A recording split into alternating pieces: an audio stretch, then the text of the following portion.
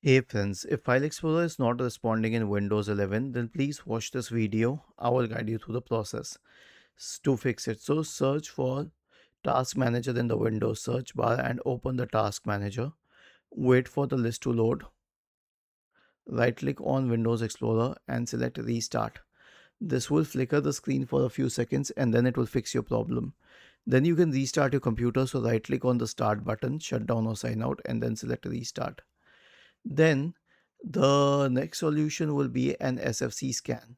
So search for command prompt in the Windows search bar, click on Run as Administrator, type the command SFC space / scan now and hit enter to invoke the SFC scan.